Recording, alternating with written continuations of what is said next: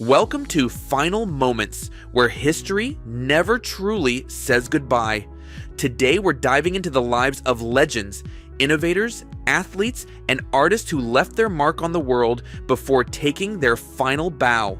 From a banjo virtuoso who played his way through brain surgery to a garage rock rebel whose song became Boston's anthem. From a football giant who fought battles beyond the field to a heavyweight champion who sold more grills than knockouts.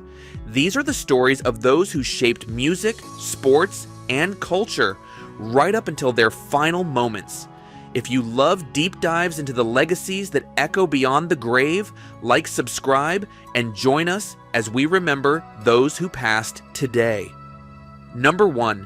Eddie Adcock. Eddie Adcock couldn't limit himself to only playing the banjo. He redefined it. He wasn't a traditionalist, nor was he bound by genre constraints. He was an architect of sound, blending the percussive force of three-finger Scruggs-style picking with the fluidity of jazz, the punch of rock, and the harmonic richness of folk. His innovations propelled bluegrass music into new territory, and his impact is still resonating. Born in 1938 in Scottsville, Virginia, Adcock's musical journey began in the most grassroots of ways, learning on instruments his brother brought home and selling a calf to buy his first banjo. By 15, he was already on the road, playing professionally with Smokey Graves. But his real breakthrough came in 1957 when a car accident indirectly gave birth to one of bluegrass music's most important bands, the Country Gentlemen. Filling in for injured musicians, Adcock, along with Charlie Waller and John Duffy, created a sound that was bolder, more experimental, and ultimately foundational for modern bluegrass. Adcock's banjo style was unlike anything before it. He adapted Merle Travis's thumb-picking guitar technique, added syncopated single-string lead lines inspired by jazz, and even mimicked pedal steel bends, all on a 5-string banjo. After leaving the Country Gentlemen in 1970, Adcock pushed boundaries further with a second generation, the first definitively newgrass band. The addition of his wife Martha in 1973 created a partnership that would endure for decades, whether it was bluegrass, country rock with David Allan Coe, or his pioneering solo recordings. Adcock's restless spirit never let him settle into a mold. But perhaps his most astonishing feat came in 2008 when deep brain stimulation surgery allowed him to continue playing despite debilitating hand tremors. Conscious during the procedure, he played his banjo in real time as surgeons adjusted electrodes in his brain, proving that his connection to the instrument was quite literally wired into him. Eddie Adcock was inducted into multiple halls of fame, but his true legacy isn't in the awards, it's in the way bluegrass music sounds today.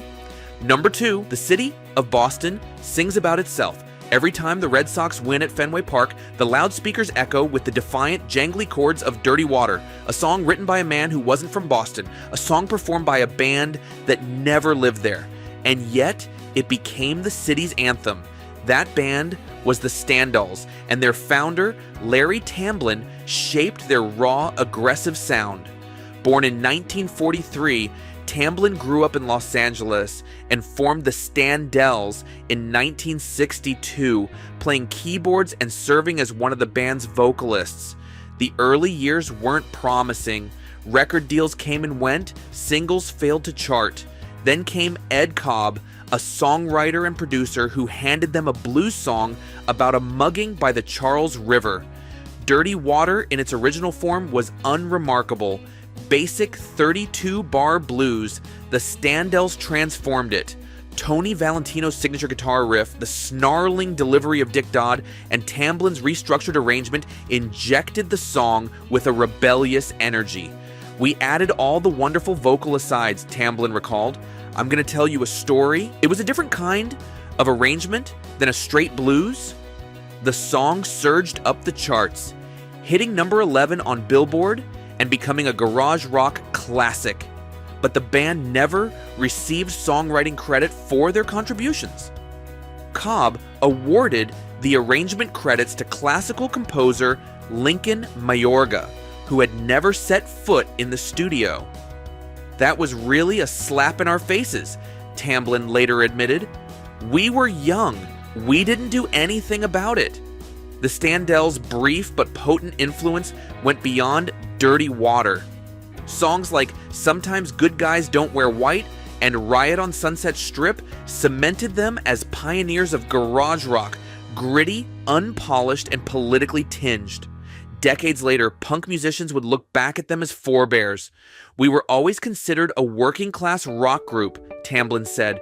"We spoke about issues that ordinary people cared about. Though the band faded by the 1970s, their legacy endured." In 2004, after the Red Sox broke the curse of the Bambino, the Standells played Dirty Water at Fenway. It had become more than a song.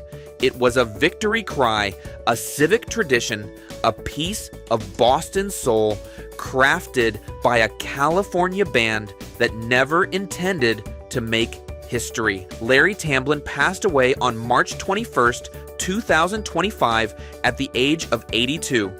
His nephew Dennis shared the news, remembering how even in his later years, Tamblyn was still making music. The man who co-founded the Standells may be gone, but as long as Boston keeps winning, his song and his legacy will play on. Number 3, Kenneth Sims. In the heart of Texas, where football is a way of life, Kenneth Sims carved out a legacy of dominance. A towering figure at 6 feet 5 inches, 271 pounds, he was more than just a defensive lineman. He was an immovable force. But before the accolades and the first overall selection in the 1982 NFL Draft, Sims nearly walked away from the game entirely. As a junior at Groesbeck High School, Sims briefly quit football, only to return with a renewed purpose. That decision set him on a path that would define Texas football history. At the University of Texas, he bided his time behind future NFL greats like Steve McMichael before making his presence undeniable. By his junior year, he had racked up 131 tackles, earning All-American status. In 1981, he became the first Longhorn to win the Lombardi Award, an honor given to the nation's best linemen. And the same season, he led Texas to a Cotton Bowl victory, finishing second in the national rankings, the program's highest finish in over a decade. The New England Patriots made him the first overall pick in 1982, only the third Longhorn to receive that honor. As a rookie, he was named to the PFWA All-Rookie team, a promising start to an NFL career that would be repeatedly tested by injuries. A broken leg cost him the chance to play in Super Bowl 20, where his absence was deeply felt. Throughout 8 seasons, he played in 74 games, accumulating 17 sacks and 5 fumble recoveries. His best year, 1985, saw him register 5.5 sacks, but injuries remained an ever-present challenge. Sims' battle extended beyond the field. In the late 1980s, he confronted substance abuse issues, entering rehabilitation with the support of the Patriots. He later signed with the Buffalo Bills in 1992, but was released before the season began. Despite setbacks, his impact remained undeniable. In 1997, he was inducted into the Texas Athletics Hall of Honor, and in 2021, he took his rightful place in the College Football Hall of Fame. Kenneth Sims was a man who fought on the field against injuries and for redemption. When he passed away in 2025 at the age of 65, tributes poured in from Texas football, the Patriots, and those who knew him best. Number 4, Vernon Hatton. In the closing seconds of regulation, the tension was suffocating. Kentucky trailed Temple by 2 points and the clock was running out. Then, from nearly half court, Vernon Hatton launched a desperate shot. The ball sailed, the buzzer sounded, and the net swayed. The game was going to a third overtime. It was 1958, and this single moment defined Hatton's legacy. A player who thrived when the pressure was unbearable. But Hatton was never just about one shot. He was the leader of Kentucky's 1958 NCAA championship team, the steady hand guiding Adolph Rupp's Wildcats to glory. That year, he dropped 30 points in the title game against Seattle, outdueling Elgin Baylor, a performance that earned him a spot on the NCAA All-Tournament team. Yet playing for Rupp wasn't easy. Hatton would later reflect, "It takes you 6 to 8 years to get over playing for Adolph Rupp, but once you get over it, you get to like him." Selected 9th overall in the 1958 NBA draft, Hatton's professional career took him across 4 teams, including the Cincinnati Royals and the Philadelphia Warriors, where he played alongside Wilt Chamberlain. While his NBA stats, 5.5 points, 2.4 rebounds, 1.4 assists per game, don't leap off the page, his impact transcended numbers. He was a player who made teams better, a guard whose fundamentals and grit earned the respect of teammates and opponents alike. After basketball, Hatton built a successful real estate business in Lexington. But more importantly, he gave back, investing in youth sports, community service, and his family. His jersey hangs in Rupp Arena, not just for what he did on the court, but for the example he set beyond it. Vernon Hatton passed away at 89, but his name will never fade in Kentucky basketball history. Number 5, George Foreman. George Foreman's life was a testament to resilience, reinvention, and raw power. Born in Marshall, Texas in 1949, Foreman's early years were marked by hardship. Dropping out of school at 15, he found himself on a troubled path until a Job Corps advertisement redirected his life. Boxing became his salvation, and by 1968, he stood atop the Olympic podium in Mexico City, clutching a gold medal and a small American flag. But his reign faced a seismic challenge in 1974 against Muhammad Ali in the Rumble in the Jungle. Ali's rope-a-dope strategy and a lightning-fast combination in the 8th round handed Foreman his first defeat. "It just wasn't my night," he reflected. After a spiritual awakening following a near-death experience in 1977, Foreman retired, became an ordained minister, and devoted himself to his faith and family. Yet, at 38, he staged one of the most improbable comebacks in sports history. In 1994, at 45, he knocked out Michael Moorer to reclaim the heavyweight title, becoming the oldest champion in history. "Age," he quipped, "is just a number." Beyond the ring, Foreman's entrepreneurial spirit shone. The George Foreman Grill, a household staple, earned him over $200 million, far surpassing his boxing earnings. His larger-than-life persona, cheerful, self-deprecating, and deeply human, made him a beloved figure worldwide. George Foreman passed away in 2025 at 76, leaving behind a legacy of triumph, transformation, and an indelible mark on both sports and culture. As he once said, "The question isn't at what age I want to retire, it's at what income." Foreman lived by those words, proving that greatness knows no bounds. Number 6, Kitty Dukakis.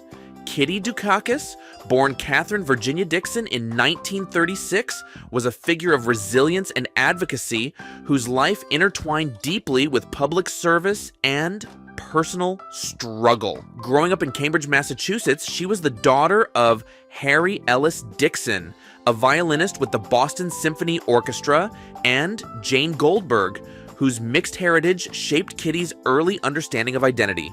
After dropping out of Pennsylvania State University, she married John Chaffetz in 1957, but the marriage ended in divorce 4 years later. She returned to Cambridge, earned her B.A. from Lesley College in 1963, and married Michael Dukakis that same year. As First Lady of Massachusetts during her husband's 2 terms as governor, Kitty was far from a passive figure. She maintained an office in the State House advocating for the homeless, refugees, and Holocaust remembrance. Her work on the Massachusetts Governor's Advisory Committee on the Homeless led to a significant increase in state-funded shelters. She also co-founded the Task Force on Cambodian Children, visiting refugee camps in Thailand and helping bring children to the U.S. Kitty's life was marked by a relentless battle with depression and addiction. She overcame a 26-year dependency on diet pills in 1982, but her struggles with alcoholism intensified after Michael's loss in the 1988 presidential election. Her candid memoir, Now You Know, published in 1991, laid bare her vulnerabilities, while her 2006 book, Shock, championed electroconvulsive therapy, ECT, as a treatment for depression. She even allowed 60 Minutes to film one of her ECT sessions, breaking stigmas around mental health treatment. Kitty's legacy is one of courage and compassion. She used her platform to advocate for those marginalized by society, from refugees to the homeless, and her openness about her struggles inspired countless others to seek help. She died in 2025 at 88, leaving behind a life defined by service, resilience, and an unwavering commitment to making the world a better place. As her family noted, she was loving, feisty, and fun, a woman who turned her pain into purpose.